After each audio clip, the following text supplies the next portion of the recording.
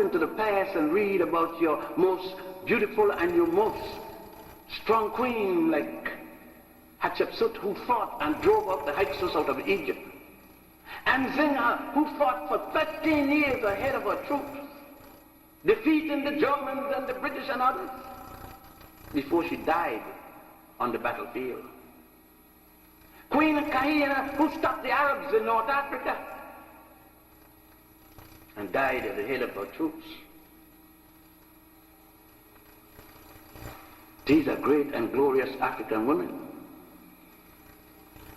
Read about the African woman who took the guts of a pig, took out the feast, clean it out, wash it out,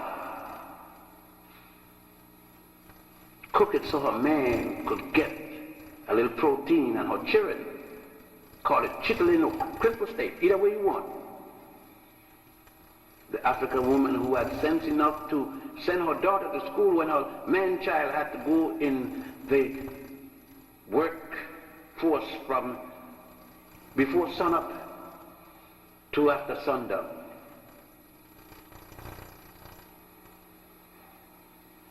Show me how you treat your woman, and I show you the condition of your race.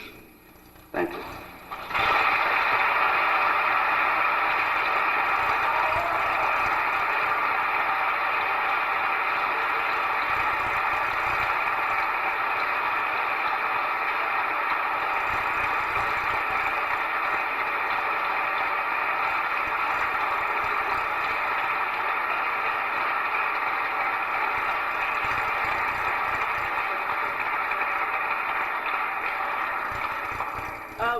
Before you leave, we will now have questions and answers. Those who have questions, you can come and speak into the mic. Kenny, would you hold up your hand?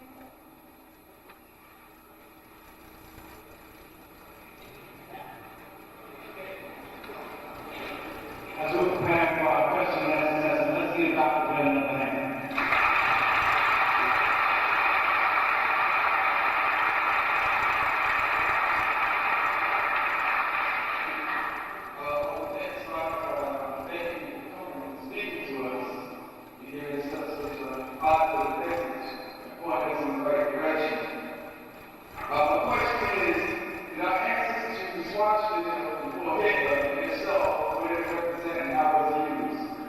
What Hitler called the swastika was originally called the Gramadon, Gramadon. You will see Gramadons at the bottom sole of Buddha in Buddhist temples. You will see it in South America used with respect to Coatepalca, the crucified god of the Mexicans, at the time when Mexico was called Azteca. You would also see it all over Egypt, Ethiopia, and Sudan. It goes back to about 1400 BC in the Nile Valley, and it was used as a symbol of peace. What Hitler did was to adopt it. The Germans under Kaiser Wilhelm and Otto von Bismarck captured what was then Togo. At a time when the other European powers and Great Britain, with the help of the United States, was conquering all of Africa, from 1830, when France invaded Ceuta, to 1884, when they took almost all of the lands on the coast and gave Congo to Leopold II. It was then when Germany was fighting France for Alsace-Lorraine that the Germans realized that they weren't getting part of the action, went into Togo, took over Togo, and it is then that they adopted the eagle, the iron eagle, by the patron saint of Germany, an African by the name of Maurice, which they call Maurice of Aragon, along with the symbol that Maurice used as the bishop. You would notice if you go to the Museum of Natural History in New York, you would see a Togolese garment from the 14th century with the Grammodon and the Iron Cross and the eagle, which the German adopted from their colonial underlings, the Togolese, and that's where it came from. Yes. How do the mission systems contribute to development of Western Freemasonry? Well, what was called the mystery system, which is the educational system of the Nile Valley, centered at the Grand Lodge of Wasset, which is now called Luxor by the Arabs, is that every discipline, a child went in at age 7, a young boy, and he was not completed with education until age 47. He never left. It took 40 years to train an educated man who left with the title priest.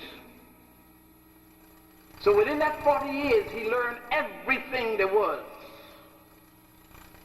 And as such, he even influenced the Pharaoh because he decided most of the things the Pharaoh had to do.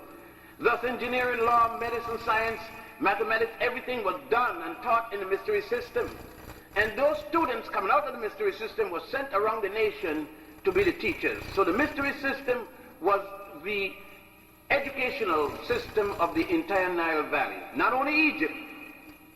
Egypt became the zenith of what took place, the high cultures along the Nile. And so that's how the mystery system. Now, in order, like any society, there are a group of elite within the educational system. And they became the elite. Thus was necessary for them to have, quote-unquote, passwords and so forth to maintain secrets amongst each other. Because education, believe it or not, is not for the masses. You must know it. The masses can't afford $1,300 a semester. Education is for elite few. It have always been. That's reality. You know, we want things to be, and so we say it is. But the reality is that count the amount of blacks who come to college, and you will see it is for select few. And so in those ancient days, it was yet for a select few, because very few people could read and write. And those who went to the mystery system became the intellectuals of their day. It helped because if you know all the disciplines, then you could bet. Then you don't talk about mystery.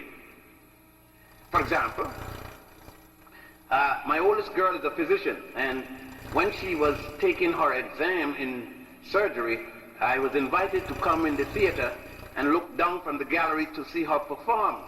And while others were doing their open heart surgery work for grades, I sat beside my daughter, and when they started to take the heart out of the patient, I said, what a miracle.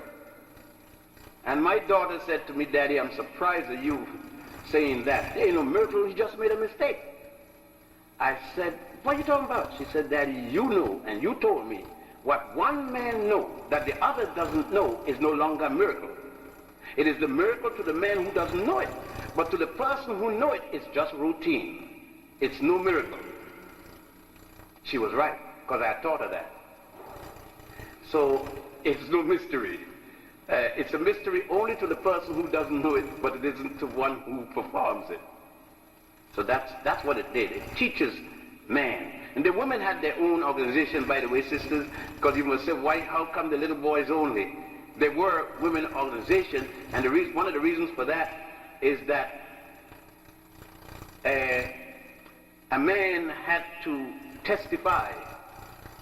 One of since at age 7, all the boys were circumcised. They also had to testify. A woman cannot testify, even in the Christian church. Look in your dictionary for the word testis and testify and see where the word testify come from. To testify, a man had to hold his penis out in his left hand, raise his right hand, and swear if he told the truth, told a lie, may God and man him. You can't unman a woman if she got a testis. Kind of funny. So when women are testifying in these sacred churches, just tell them you're doing miracles. Yes, sir. Yes. Self-education. The city colleges, like colleges, is a first main method of college students on how to relate self-education to university training and education to No, self-education doesn't necessarily mean that you don't go to the university. Self-education is saying, along with the prescribed courses at the university, you have to do a certain amount of self-education. You have to take a certain amount of interest in yourself and as such study about yourself. The professors can do but so much for any of us. Much of it is going to have, first of all, your education doesn't take place in four walls of a university. Your training takes place there. Your education is going to come on the outside when you start to apply your training and acquire experience. It is said commonly the center of education, and of course we believe that we've got that. What we have fed is a series of facts or a series of evidence, and then we take these evidence and regurgitate the answer to those evidence. But when you go outside and you get your experience, it is really then that your education stops.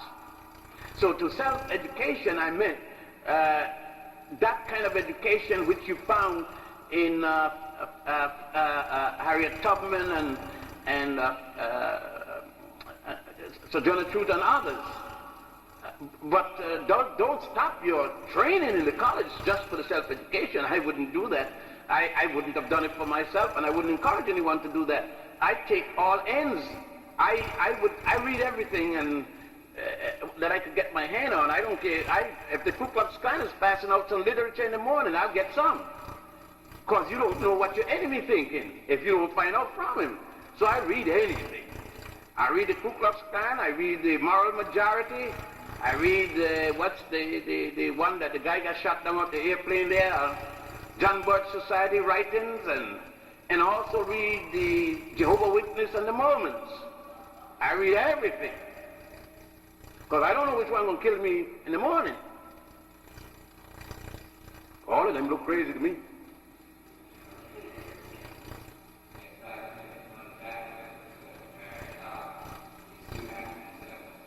The what? The Ankh and the what? Oh, the dollar? Oh, the green side of the American dollar with the pyramids and the sun bus and the Eye of Horus.